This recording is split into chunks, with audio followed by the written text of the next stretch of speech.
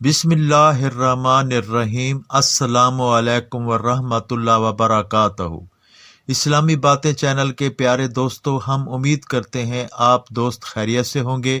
ہماری دعا ہے اللہ پاک آپ تمام دوستوں کو خیر و عافیت سے رکھے۔ اللہ کریم آپ کو تمام تر بیماریوں اور پریشانیوں سے نجات عطا فرمائے، آمین۔ سورہ واقعہ کو ایک روایت میں سورہ غنی کے نام سے کہا گیا ہے۔ اسی لحاظ سے آج ہم اپنے دیکھنے والوں کو رزق اور روزگار کے لیے سورہ واقعہ کا خاص الخاص عمل بتائیں گے اور آپ کو سورہ واقعہ سے متعلق ان تمام باتوں سے بھی آگاہ کریں گے جن کے بارے میں آپ پہلے لا علم تھے۔ آپ سے درخواست ہے ہماری آج کی اس ویڈیو کو آخر تک ضرور دیکھیے گا تاکہ آپ کی بہتر طور پر رہنمائی ہو سکے۔ اس سورہ کی تلاوت کے بارے میں اسلامی کتابوں میں بہت سی روایات موجود ہیں۔ جو شخص سورہ واقعہ کی تلاوت کرے گا تو اس کے بارے میں لکھا جائے گا کہ یہ غافلین میں سے نہیں ہے۔ اس سورہ کی آیتیں اس قدر دل ہلا دینے والی اور چونکا دینے والی ہیں کہ ان کے پڑھنے کے بعد پھر انسان کے لیے غفلت کی گنجائش نہیں رہتی۔ اسی بنا پر ہمیں پیغمبر اسلام حضرت محمد صلی اللہ علیہ وآلہ وسلم کی ایک اور حدیث بتاتی ہے کہ جس وقت پیغمبر اسلام صلی اللہ علیہ وآلہ وسلم سے یہ سوال ہوا کہ آپ صلی اللہ علیہ وآلہ وسلم کے چہرہ مبارک پر بڑھاپے کے آثار اس قدر جلد نمایاں کیوں ہو گئے، تو آپ صلی اللہ علیہ وآلہ وسلم نے فرمایا، سورہ ہود، سورہ واقعہ، سورہ مرسلات، سورہ اما یتساءلون نے مجھے بوڑھا کر دیا، کیونکہ ان صورتوں میں قیامت کے دل ہلا دینے والے واقعات، ہولناک حادثوں اور مجرموں کی سزاؤں کا بیان ہے۔ اسی طرح گزشتہ قوموں کے واقعات اور مصیبتیں اور بلائیں ہیں جو ان پر نازل ہوئی۔ ابن عباس رضی اللہ تعالی عنہ بیان کرتے ہیں کہ سورہ واقعہ مکہ میں نازل ہوئی۔ سورہ واقعہ ترتیب کے لحاظ سے قرآن مجید کی 56 سورت ہے اور قیام مکہ کے ابتدائی زمانہ میں نازل ہوئی۔ اس کے 3 رکوع ہیں۔ اس میں انسان کو قیامت کے حالات سے آگاہ کیا گیا ہے اور کہا گیا ہے قیامت میں زمین کپ کپانے لگے گی، پہاڑ ریزہ ریزہ ہو جائیں گے اور غبار بن کر اڑنے لگیں گے۔ اس دن انسان کے 3 گروہ ہو جائیں گے، دوزخی عام جنتی لوگ اور خاص بڑے مرتبے والے لوگ۔ جو لوگ دائیں طرف والے ہوں گے وہ عام جنتی لوگ ہوں گے اور جو بائیں طرف والے ہوں گے وہ دوزخ میں جانے والے ہوں گے، اور جو لوگ ایمان لانے اور نبی کے سچا ماننے میں سب آگے آگے تھے وہ بلند درجے والے لوگ ہوں گے۔ ان میں تو بہت سے وہ ہوں گے جو پہلے زمانے میں گزرے اور کچھ ایسے بھی ہوں گے جو ان کے بعد آئے۔ وہ اس سونے اور جواہرات کے جڑے تختوں پر برجمان ہوں گے اور ان پر آمنے سامنے تکیہ لگائے بیٹھے ہوں گے۔ ان کے سامنے کمسن خدمتگار جو ہمیشہ ایک ہی عمر کے رہیں گے، کھانے پینے کا سامان لیے حاضر رہیں گے۔ خوبصورت عورتیں انہیں ملیں گی جو خوبی اور صفائی میں موتی کی طرح ہوں گی۔ ہر طرف سے سلام سلام کی آوازیں اور دل خوش کن الفاظ سنائی دیں گے۔ دائیں طرف والے میوہ لدے ہوئے سایہ دار درختوں کے نیچے اونچے اونچے مسندوں پر بیٹھے ہوں گے، چشمے ان کے آس پاس بہہ رہے ہوں گے، پاکیزہ کنواری ہم عمر بیویاں ان کے ساتھ ہوں گی۔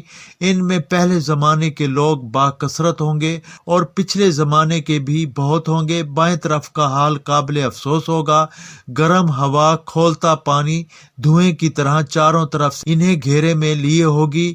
یہ وہ لوگ ہوں گے جو دنیا میں بہت مالدار اور معزز تھے، ہمیشہ بڑے بڑے گناہوں میں مبتلا رہتے تھے، قیامت کے قائل نہ تھے۔ ان کو ان کے کیے کی سزائیں ملیں گی۔ اس کے بعد ارشاد ہے کہ اے لوگو، تم اپنے پیدا کرنے والے کو کیوں نہیں مانتے؟ اس نے تمہیں ایک بوند پانی یعنی نطفے سے پیدا کیا، پھر تمہارے لیے موت مقرر کی اور مرنے کے بعد پھر تمہیں زندہ کرے گا۔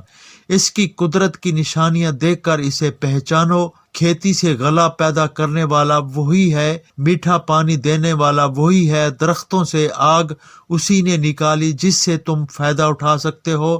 جس کی حرارت اور تیزی کو دیکھ کر کبھی دوزخ کی آگ کو بھی یاد کر لیا کرو۔ اللہ کے بندو، ہم قسم کھا کر کہتے ہیں کہ یہ قرآن بڑے مرتبے والی کتاب ہے جس سے نیک دل اور پاک صاف لوگ ہی فائدہ اٹھاتے ہیں۔ یہ اللہ نے نازل کی ہے، اسے مانو اور اسی کے مطابق زندگی بسر کرو، ورنہ پھر بڑی آفت میں پھنس جاؤ گے۔ بس اللہ ہی کی حمد و ثنا میں لگے رہو۔ لہٰذا یہ بات لوگوں میں عام ہے کہ سورہ واقعہ کی تلاوت فقر و فاقہ کا مداوا، غربت و افلاس کا علاج ہے۔ اسی لیے کچھ لوگوں نے اس سورت کی تلاوت کو روزانہ کا وظیفہ بنایا ہے۔ بعض لوگ کاروبار میں اضافے کی غرض سے اس سورت کی دکانوں اور فیکٹریوں میں اجتماعی تلاوت کرواتے ہیں، اور اسی مناسبت سے فصل کی بہتات کی غرض سے محکمہ زراعت نے خوب تشہیر کی ہے کہ کھیت میں بیج بوتے وقت سورہ واقعہ کی تلاوت کا اہتمام کرنے سے فصل کی پیداوار میں خاطر خواہ اضافہ ہوگا۔ جس نے ہر رات سورہ واقعہ کی تلاوت کی اسے کبھی بھی فاقہ نہ پہنچے گا، اور جو شخص ہر شب جمعہ سورہ واقعہ کی تلاوت کرے گا تو اللہ اس کو دوست رکھتا ہے اور اسے لوگوں کا محبوب بنا دیتا ہے، اور دنیا میں ہرگز تکلیف نہیں دیکھتا، اور فقر و فاقہ اور آفات دنیا میں سے کوئی آفت اس پر نہیں آئے گی، اور وہ نیک لوگوں میں شمار ہوگا۔ اسی طرح سے حضرت عبداللہ بن مسعود رضی اللہ تعالی عنہ بیان کرتے ہیں کہ رسول اللہ صلی اللہ علیہ وآلہ وسلم نے فرمایا، حدیث کا مفہوم ہے کہ تم اپنے گھر کی عورتوں کو سورہ واقعہ سکھاؤ، کیونکہ یہ خوشحال کرنے والی سورت ہے۔ اسی لیے ابو فاطمہ بیان کرتے ہیں کہ حضرت عبداللہ بن مسعود رضی اللہ تعالی عنہ بیمار ہو گئے تو حضرت عثمان بن عفان رضی اللہ تعالی عنہ ان کی عیادت کے لیے گئے۔ حضرت عثمان نے پوچھا، آپ کو کس چیز سے تکلیف ہے؟ فرمایا، اپنے گناہوں سے۔ پوچھا، آپ کیا چاہتے ہیں؟ فرمایا، اپنے رب کی رحمت کو۔